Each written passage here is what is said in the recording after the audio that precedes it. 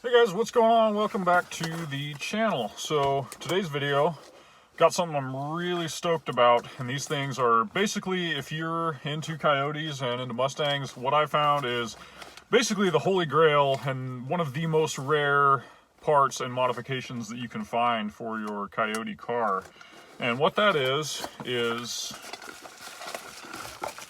the NGauge tuning device. And this doesn't actually tune your car, but it's an extremely popular device for loading tunes onto your car, and you can go through and you can monitor different things, you can data log. It's super useful for communicating back and forth with whatever tuning company you may choose, which in my case I'm going to be going with Lund. And that's the other thing, these NGauges were basically discontinued overnight. They were an extremely popular device, everybody wanted them.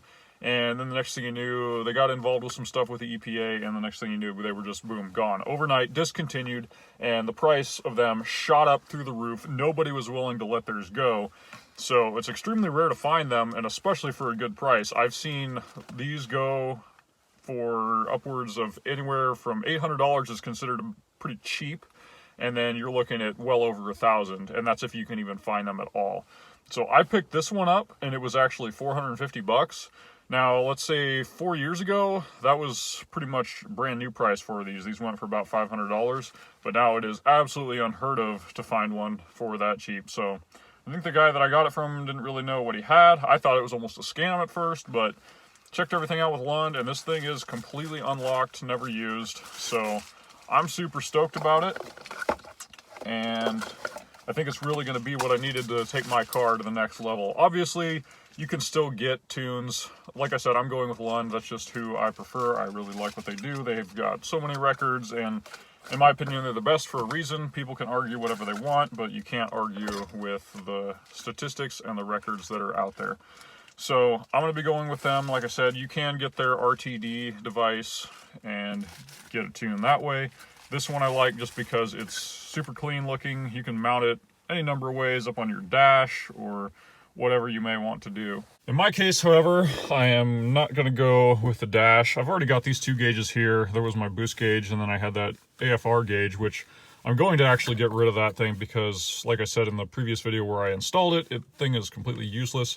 But I've seen other people kind of install their gauge up here, and I don't know, I've just got too much going on at that point. It kind of blocks your vision. So the nice thing, these things, you pop out this vent here, and it sits almost perfectly right in there. And I mean, it's already got the little chrome trim around there, so it pretty much matches your factory vent. You can put it in any of those that you want. I'm just going to go with that one there. But yeah, it looks basically factory once you've got it all set in there. And you can mount it a lot of different ways. I've seen some people use the 3M double-sided sticky tape just to kind of give it a little more circumference on the edge there and get it to really hold in there.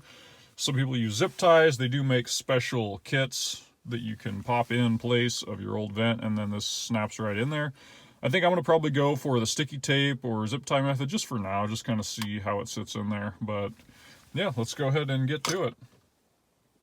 So the first step to getting that gauge in, we're going to have to take off this side panel here in order to get this whole front cover off and be able to pull that out, pop that left side vent out. So to do that, like I said, get this panel out. I've already kind of got it loose, but it's just kind of tucked in there behind the trim. And it pops out pretty easily. Just little clips that hold it in there. And you don't have to really pull on it that much, but it comes out pretty easily. And then next we'll just kind of work this whole panel out all the way along there. I'm gonna have to put down the camera, but just be careful with it and don't break anything. It'll just kind of pop out with little clips that'll hold it in all the way across. All right, now this dash trim piece is off. You can see if you flip it over, you got your 3 vents, and they're just held on by more little clips. Those are going to kind of push, I believe. If you look in there, yeah, you kind of push in on them, and then it's going to just kind of drop through the front of there. All right, so the vents popped out. Super easy to do. Nothing too hard about that. Then you just take your NGauge, and as you can see, that's just going to basically drop right in there and fits pretty flush. It's not perfectly straight, but kind of hard to do with one hand. It doesn't fit in there super snug, and as you can see, there's kind of a gap there. So that's where the double-sided sticky tape's going to come in. We're going to kind of wrap it around this edge here, and that's going to make it where it'll fit nice and snug. Like I said, there are a lot of little brackets that people make aftermarket that are about like 30 bucks or so that you can buy and put that in there instead and then set it in there. It all depends what you want to do. I'm just going to use the sticky tape for now, and if I end up not liking it, I'll switch to something different. Next up, I'll just go ahead and pop this cover loose. If you can see, it's just got clips that hold that on there. There's some wiring attached to the back, but you don't need to pull that completely off. Basically, you can see in there, it's just going to give you kind of that gap, the big hole right there, and you just feed the end up through there like so, and then it's going to go up through the side right here, or I'm sorry, not through there, it's actually on this side. It's going to go up through there, come out right in here, and it'll plug into the back of your gauge and just kind of sit up in there. And then the rest of it is going to run underneath the dash, and it'll go up to your OBD2 port right there. So we're almost done. All right, guys, so everything's ready to install. Just to give you a quick idea of what went on here with the sticky tape, you can see you just kind of wrapped it around the back side of there and then just pressed it in snugly. It fits super snug. I'm not worried at all about it popping out now, and if it does, either way, like I said, it's no big deal and can always easily do something different if I wanted to. But the cables ran, so we are good to go ahead and slap this back into the car and get it plugged in and show you guys how it works. We're back in the car now, guys. As you can see, the whole trim panel's all back in. Got the gauge in there, all fired up. Cable is all routed up there to my OBD2 port. I did take a couple zip ties and just kind of tie it back up out of the way so that way it doesn't fall down onto the floor in my way.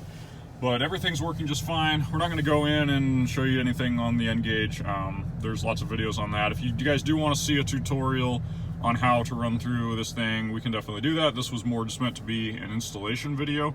I don't have a tune for the car yet, but that's definitely going to be next up on the list here in the next couple of weeks or so. It'll really wake up the car and should really bring it up to its full potential just in time for track season. So if you guys can get your hands on one of these, especially for the price that I did, don't even think twice about it. Pick that thing up.